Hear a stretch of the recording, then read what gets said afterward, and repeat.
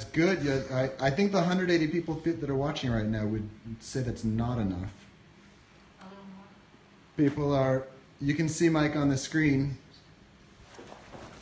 All the people thanking you for doing this, asking for encores, wanting to hear stories. I don't know, anything you want to say? I think a little story. Yeah, I think a story would be nice.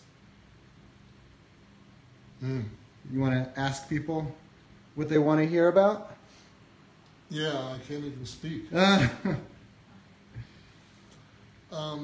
might have to stop typing my answers. Right?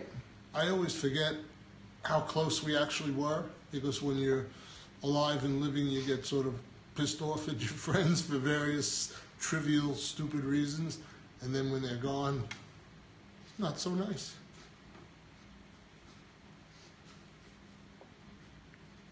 I'll play more.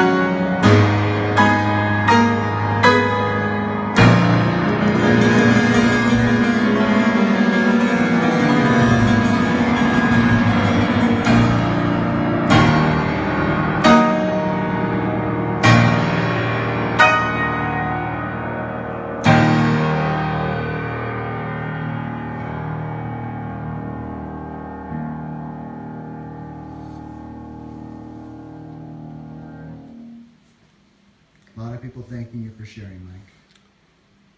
That one I just wrote on the spot, which is usually when I'm on my most natural, rarest form, so that's my most current tribute to David. I have It's accumulating probably about 5 now, but this is right now. Fortunately, I'm recording it into my computer so we can make a nice recording of it and put that up. And happy about that. You had a few people asking you about happy memories. I don't know if you're interested more in playing right now, or if you can think of anything you'd like to share about happy memories with David. I never had unhappy experiences with him in the studio. You know, all the albums we did together, which is a lot, and every tour had its own joy. He's a very funny character to be around, and he's got a great sense of humor. So, you know, it was just, I don't have bad moments. The bad moments come when the press gets in between people and other people start to say, you know, critical things and this kind of a thing to stir up controversy. That's how the media exists. But, you know, from the day I met him in 1972 and did his first American show in Detroit, well, no, it was Cleveland, and then doing his last show in 2006, it's pretty amazing because I was just sort of hired for 8 weeks. So I overstayed, I think, my my time, but it seemed like we had a magic together in the first 2 years, from 72 to maybe 74, 75. There were 5 bands that David fired, and somehow I was the only one that lasted through them all. I used to always say, when is my time coming, you know? And but we completed in 75, and then he went off to do Man Who Fell to Earth, and I went back into playing jazz and composing. And somehow we restored the music again in 1991, and we were pretty much straight on and off, let's say, from 91 or 2 through 2005, which the last reality tour was 13 months. So that was a magnificent experience. And we rehearsed 6 weeks for that. People think you just get up and play. We were in that studio every day, and it was just like a marvelous creative experience. The most memorable time with him, aside from doing the Aladdin Sane album, was doing the Outside album in Montreux. And this is a fairly obscure album, but it was totally creative. We had Brian Eno, and we had Carlos Alomar, we had Reeves Gabrels, myself, we had this great bass player, Erdl. He worked with him a long time. He's an unsung hero. Perfect pitch, played every instrument. I don't know where he is. He might have been in Turkey or somewhere. I haven't seen him since '95. We did the album, and we had a camera on each musician for 2 weeks, and we improvised 4 hours a day. And they had 2 Sony machines locked together, 48 tracks. And he would play us. I mean, Brian Eno was out of his mind, just like we all are, and he would play us Marvin Gaye tunes and Baby Love and things like that in our earphones, and they would tell us to play whatever we want against that, and then we would do that, and then they would remove the other track, and then they take what we had and they would cut it up, and we created a whole album of music. He was very nice to give us all 1/6 composing credit because we were 6 guys doing this.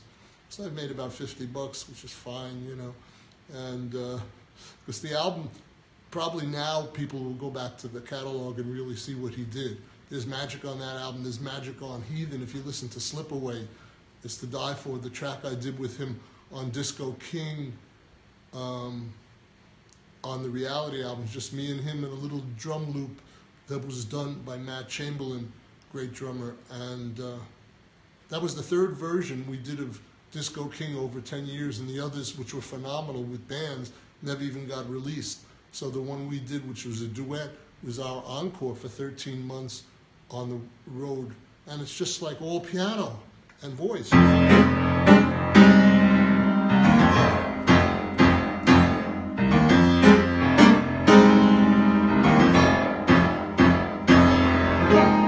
Kind of vibe. And David loved jazz, as we all know. He played baritone sax as a kid. We used to talk about Stan Kenton, who was one of his heroes, a great big band leader and a piano player. We shared a lot of stories about Monk and Charlie Mingus.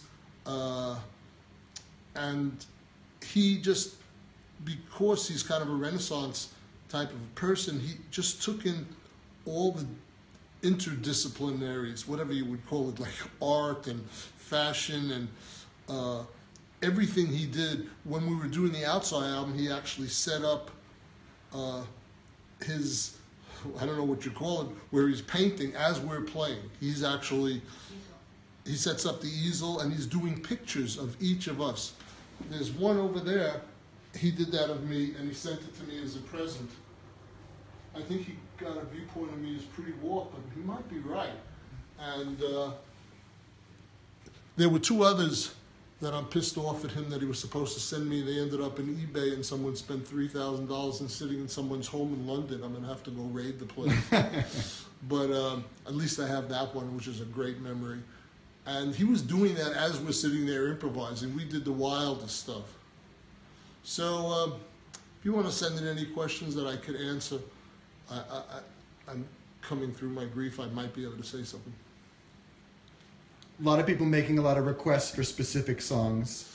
I think we're going to have to do this podcast over several months. Absolutely. And I'll work up some other ones. All that I've been thinking about is Space Oddity, because it's probably his most well-known piece, and the fact that I didn't play on it, except in the live versions, it makes it more fun to play it than pieces that I played on, because I bring a piano interpretation to it.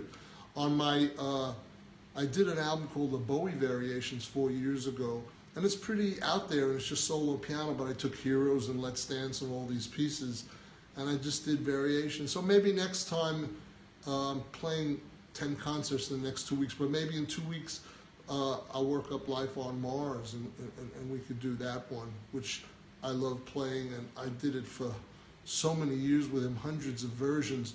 And of course, the original one on Hunky Dory was done by another great pianist. It was Rick Wakeman, who did a wonderful job. And then I had to expand on it from there, you know. People have been asking your favorite songs to play live. Favorite Bowie songs that you... I got a kick out of playing Let's Dance, and I love playing Ziggy, Moon Age Daydream. I love playing The Motel. I just love The Motel, and that's from the Outside album. We never played, but maybe once, Lady Grinning Soul. I love playing Time. That was this one. I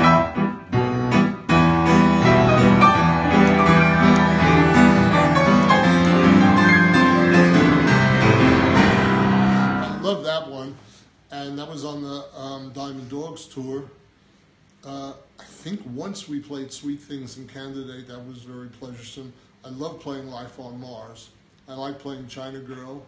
See, he let me change. I was the only one he allowed to improvise about 80% of the time on every concert. So he never knew what he was going to get from me. I pissed him off a few times because he couldn't come in on the right key because I played these obscure intros. So we made a deal that I'd make the introductions and the ending clear, and I could do anything else in between.